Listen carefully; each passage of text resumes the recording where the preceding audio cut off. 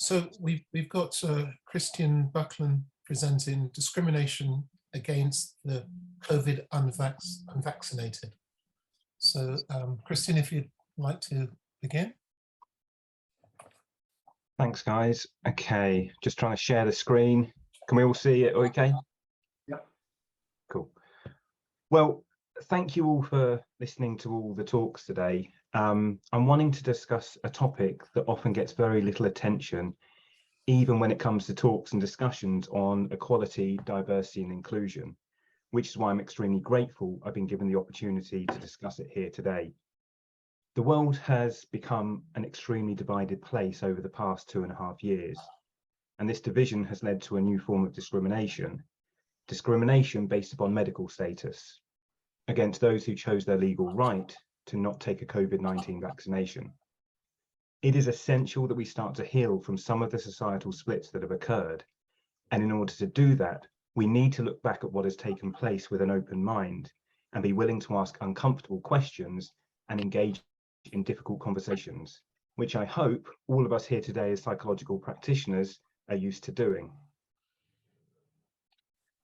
So the world has become extremely split and divided over the issue of COVID and vaccination, and it is essential that that split is recognised.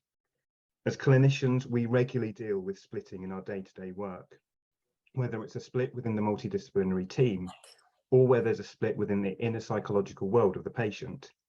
Practitioners have to know how to work with splitting, and we know that it is essential to good therapy to not ignore any split. Instead, we must acknowledge it, shine a spotlight on it, often through the use of psychological interpretations, and talk through the split in a co-constructed manner, and aim to bring the fragmented pieces back together. It is essential that we address the split in society in the same way and not hide away from it. And in order to start to heal the fractures, we must first understand how and why the split occurred. So one major reason for the split relates to the topic of informed consent. In the UK, receiving any form of medical procedure, including vaccination, requires giving informed consent. According to the UK government, consent must be obtained before starting any treatment. This includes the administration of all vaccines. Public Health England go on to state, for consent to immunisation to be valid, it must be given freely, voluntarily, and without coercion. Therefore, it's important to try and understand what coercion means. And as we can see from the Encyclopaedia Britannica, coercion is the threat or use of punitive measures against states, groups, or individuals in order for them to undertake or desist from specified actions. Continuing, it states threats include psychological pressure and social ostracism. So from understanding this, it's clear that informed consent free from any form of coercion, including psychological pressure and fear of being ostracised socially, is required before taking the vaccine, and that any coercion negated the ability to give informed consent. And we also see from this, it was every person in the UK's legal right to not take the COVID-19 vaccine for any reason. And there were many rational reasons why people chose to not take the vaccine. And just some of those reasons include the ones I put on the screen. That many people conducted their own risk assessment based upon aspects such as age, pre-existing conditions, and recovery rates, and decided for their unique situation, the risk of vaccination outweighed the benefits. Others believed in the tried and tested method of natural immunity. There were also concerns surrounding the safety of these vaccines as they utilize a different technology to the old traditional vaccines. And the claim made by governments and the manufacturers that COVID-19 vaccines stop transmission quickly turned out to be untrue, based upon reputable scientific studies. Therefore, there was no benefit to other people if someone took the vaccine. There were also many ethical, personal, and religious reasons, including the testing on animals, animal content, and the use of human fetal cell lines. There are also numerous psychological reasons, including knowing a family member who was injured or died from this vaccine. There are also minority groups who have personal experience of unethical medical experiments conducted in the past, such as the Tuskegee syphilis study. We've also got many people who have grave concerns that science has been politicized and become corrupt and captured, becoming more like a form of authoritarian science, with the science being deployed to buttress the mainstream viewpoint being methodologically highly questionable and crassly positivistic. And the last reason I want to highlight as to why some people didn't take the vaccine is simply because they did not want to, and that is their legal right. So we can see there were many and diverse reasons for not taking a COVID-19 vaccine, and everyone had the legal right to say no. Therefore, I contend that anyone who then attacked, punished, ridiculed, ostracized, or threatened them for choosing their legal right to say no was acting in a discriminatory manner. And to highlight the levels of discrimination, I've got just a few examples here. So first of all, we see Piers Morgan wanting to deny anyone unvaccinated any form of healthcare, and former Sunday Times editor Andrew Neil wanting to punish them. Former Health Minister Edwina Currie not wanting to be near anyone unvaccinated. Esther Rantzen wanted to deny healthcare to anyone who didn't take the vaccine or doesn't keep up to date with their booster shots. And this highlights that once authoritarian thinking commences, it can quickly become all-devouring, just as Hannah Arendt writes about in the book, The Origins of Totalitarianism. The discrimination displayed here is now to deny healthcare to anyone who does not keep up to date with their booster shots, not just the people who didn't take the original two. We also see another presenter stating she wants the unvaccinated to wear badges to identify them, which is reminiscent of totalitarian crowd psychology thinking we have seen before. We have a former UK Prime Minister calling people idiots, and a current Member of Parliament calling people selfish. If any of the comments I've just listed had been directed at any other minority group in society, I'm confident there would have been public outrage, demands for resignations, and potentially criminal charges brought against them. Unfortunately, it was not just television personalities using shame, punishment, and ostracism as methods of discrimination. We also saw members of the psychotherapeutic community acting in similar ways, both inside and outside of the consulting room. Some were asking their clients about their vaccination status. Some recorded it on questionnaires. Some therapists refused to see anyone unvaccinated. Some supervisors abruptly ended supervision due to not being vaccinated. We even saw a paper encouraging psychotherapists to disclose their vaccination status to encourage uptake. And even more alarmingly, we saw psychotherapists appear in the media recommending punishment and infantilization of anyone unvaccinated. This is extremely worrying, as we were already seeing the media and authorities going along with the government's use of fear, shame, and guilt.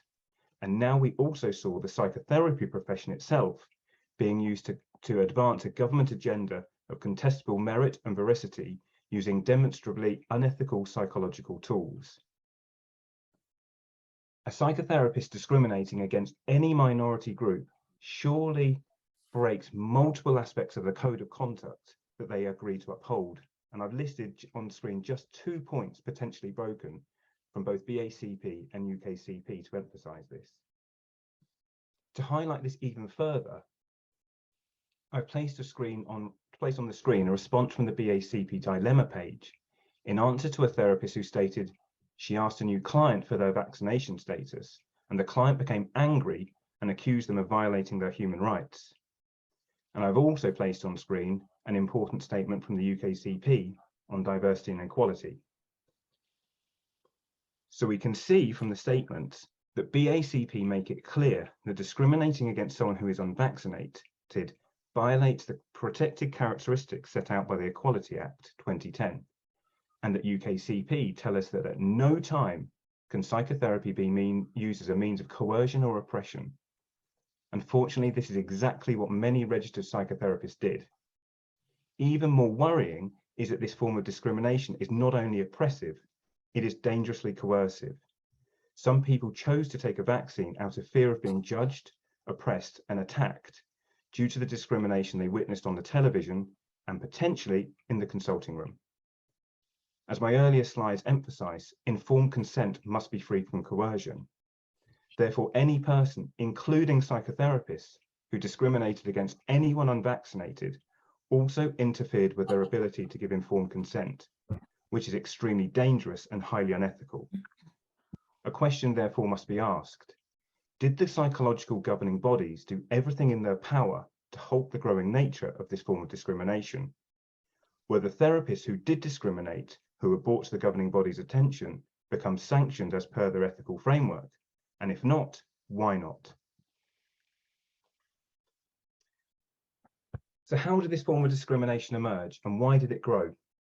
One of the main reasons is by the use of behavioural science, particularly through the deliberate use of fear, guilt, and social disapproval. It's documented that the UK government artificially increased the levels of fear in the public in order to change their behaviour without their knowledge. And this tapped into many people's unresolved death anxiety.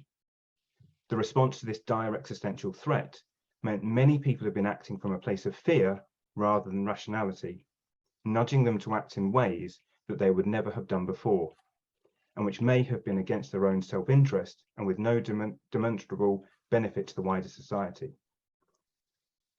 The deliberate use of social disapproval techniques permitted the media and authorities to shame and embarrass people into changing their behaviours. As fear and shame were government techniques, many people chose not to question the morality of their use and ignore the long-term psychological consequences, turning a blind eye to their ethical beliefs. This enabled groupthink to emerge until it became normalised and publicly accepted to discriminate and ostracise this minority group. It's also important to highlight that the anger expressed towards the unvaccinated is misdirected and misplaced. I believe it was easier to scapegoat the unvaccinated rather than direct the anger and frustration towards the government and pharmaceutical companies who were disingenuous with the truth.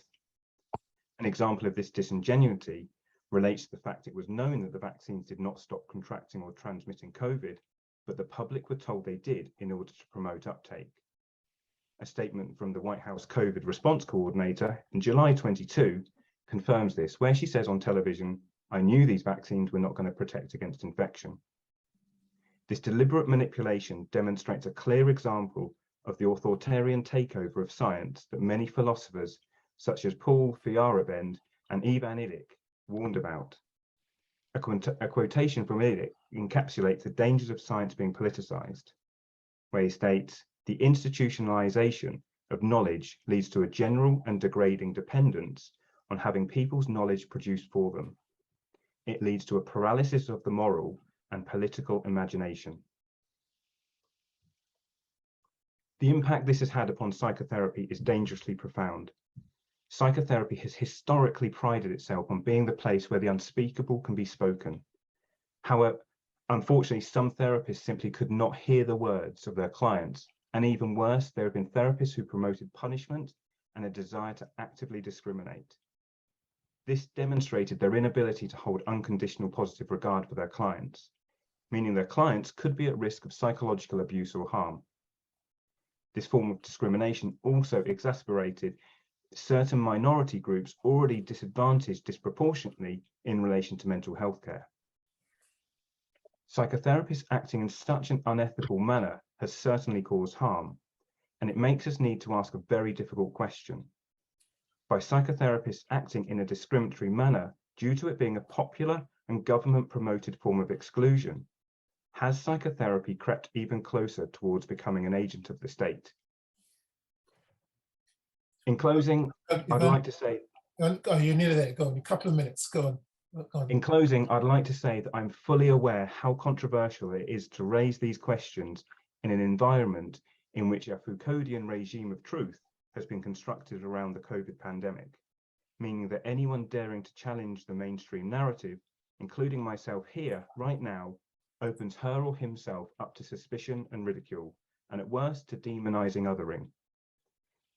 Yet surely psychological therapists whose stock in trade is to read and interpret beneath surface personal and cultural narratives need to ask as a matter of urgency, how on earth has modern culture allowed such levels of discrimination to occur at a time when it is de rigueur and almost obligatory to challenge discrimination of any and every kind right across society?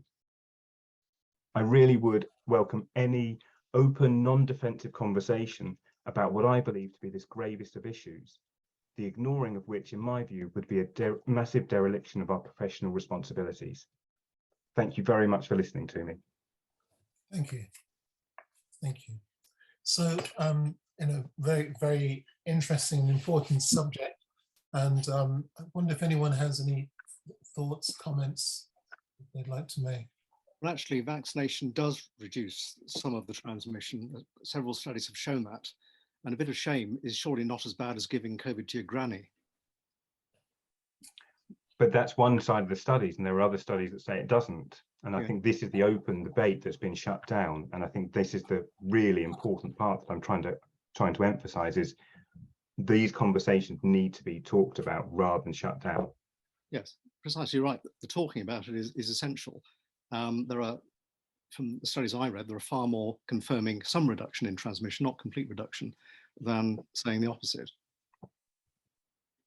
Who pays for the studies though? Because it never seems that it's actually a very equal. Who pays for the science usually gets the response that they want from the science. Seems to be a general. Yes, you're absolutely right. But look at the Cochrane. Look at the Cochrane system, and that'll probably clarify things for you. Now, a couple of people with their hands up. Sorry, yeah. I was just going to say that to you. Yes. Okay. So, was the first person? Denica was first. Denica. Okay. Yeah. Thank you for your talk. I thought it was quite provocative. I do have a question.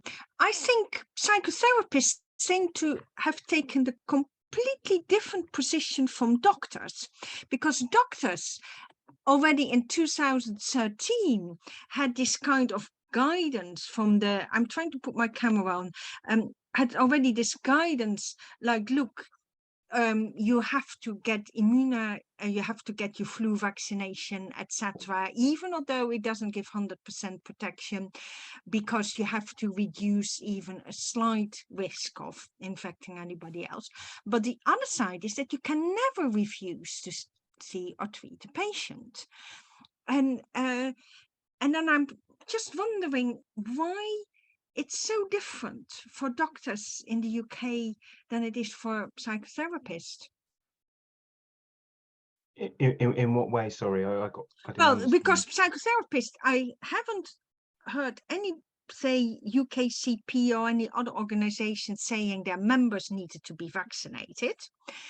Well, the General Medical Council does. And on the other hand, the General Medical Council is very clear that doctors have to treat everybody, vaccinated or not, you just have to treat everybody. And that seemed to be, and that's also far more monitored. And I don't think it's monitored with psychotherapists. Is that because they are all in private practice? I'm not sure really what.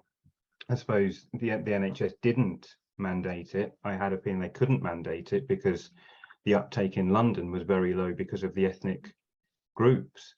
So the NHS would have fallen apart if they had mandated it. Yeah, because that's the NHS, but this is the General Medical Council who was mandating it. They didn't police it, whether people took up the vaccination, but I think most doctors were vaccinated.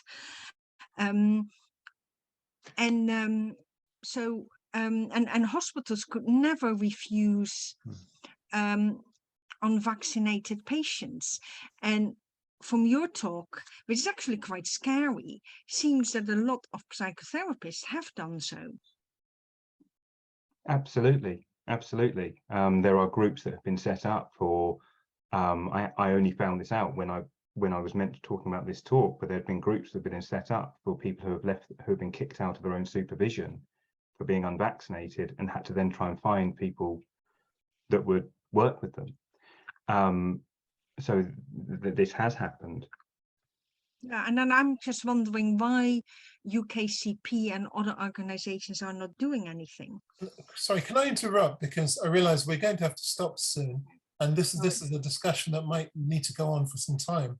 Ali, I wonder if you're able to say that whatever you wanted to say, the time we got. Yeah, certainly can do that really quickly. It was just that I, during COVID and ongoing, I work with a group of military veterans, all of whom were really against having the COVID vaccination, and all of whom felt absolutely vilified by the world around them, and that they were being attacked and seen as stupid, and they were making bad judgments. And we had some really just interesting and fruitful and hopefully non-judgmental conversations around that as a group. And one of the things that they talked about was their experiences of being vaccinated kind of almost as guinea pigs while they're out in Kuwait and Iraq, and this was kind of standard practice for them. And so they had a very innate and understandable suspicion of vaccination programs. But and I was thinking about the shame that they felt at not doing that, and the comments that people made to them translated into a rage. And so they ended up being furious and acting as a group and being angry and protesting and all kinds of things because of what looked like a fairly reasonable decision on their part, actually. It's just really interesting, Christian. Thank you for bringing it up. Good. Thanks for the comment. Thank you. Look, Gillian, you've had your hand up for a while, so please will you say something, and then we need to break very quickly because it's time. You got your... Yeah, got it. I'm interested that you start, Christian, with critiquing splitting, and I'm completely with you there, but yet I found that you present in a very polarized way these issues, which encourages splitting. You present the science to be clearly either for or against vaccines, and I think it's not so clear at all. And for me, what the issue here is how we prioritize our own individual autonomy to make individual decisions, which may impact on other people in society. And so, you know, depending on what we believe about how we impact on people, it's how we present both of those things. So as a therapist, I've got the right to decide who I feel safe to see as an individual, and it's a relationship. So I think you're really presenting one side of the story here in a creating splitting way. Thank you for the feedback. Can I, sorry, I've got to interrupt and say thank you all for your comments, Christian, for your presentation. And maybe there's something we'll come back to in the small groups or in the plenary later on, but we've got to take a break now.